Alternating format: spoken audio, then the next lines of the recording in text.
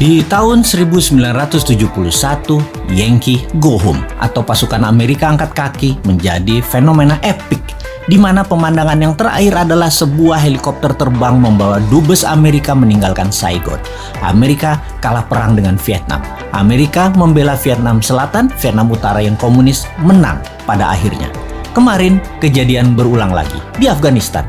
Sebuah helikopter terbang di atas American Embassy membawa dubes Amerika keluar Kabul. Yankee Go Home.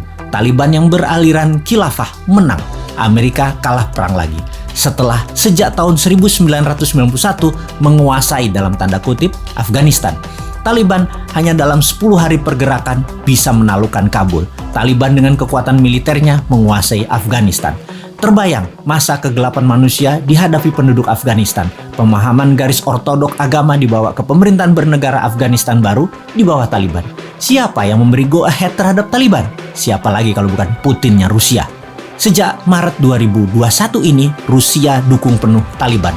Dendam tahun 1991 ketika Uni Soviet ditendang sekutu Amerika menjadikan Rusia terus menarget Afghanistan. Sama deh, ketika Newman nanti jadi, Timor Leste tetap dilirik untuk memberi pelajaran ke Australia dan pastinya memberi pelajaran pada pemimpin bangsa yang bisa dikatakan lemah, tak bervisi dunia sebelum Newman yang melepaskan Timor Timur dan kalah dengan Australia. Juga tidak ada usahanya untuk mendapatkan Timor Timur kembali. Cara Newman nanti jauh lebih elegan dalam mengambil Timor Timur.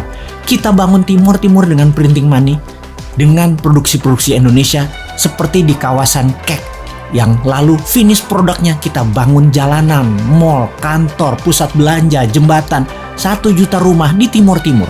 Anggap saja Timor Timur itu salah satu Kek atau kawasan ekonomi khusus Indonesia. Pasti panji negara merah putih berdiri lagi di sana. Rusia ambil Crimea, Rusia dukung Taliban, Indonesia ambil balik Timor Leste. Kita tidak pakai alat Tiongkok yang menyedot sumber daya alam Timor Leste. Timor dibangun layaknya provinsi di Indonesia, layaknya kawasan ekonomi khusus di Indonesia. Nanti ada referendum di sana, mau integrasi kembali dengan Indonesia atau menjadi wilayah khusus seperti Guam di bawah Amerika, atau seperti Puerto Rico di bawah Amerika, atau seperti City of London di bawah Union Jack, seperti City of Vatican di bawah Italia. Apapun itu, bendera merah putih dan rupiah serta emas, transaksinya berlaku di sana. Transaksi emas, ya.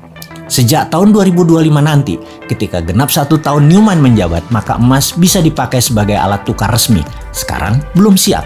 Anda transaksi nanti tidak perlu lagi pakai rupiah, tukarkan dengan gramasi emas. Ditarget dalam 3 tahun, 70% transaksi di Indonesia pakai emas, karena di 30 kawasan ekonomi khusus, termasuk Timor Leste, emas dipakai sebagai alat transaksi, transfer ke sesama tabungan rekening emas. Dengan demikian, Indonesia negara pertama di dunia yang tidak ada inflasi, tidak ada kejatuhan nilai mata uang, karena emas bukan mata uang, emas alat barter, emas alat tukar. Jadi, waduh, jauh bener ya 2025.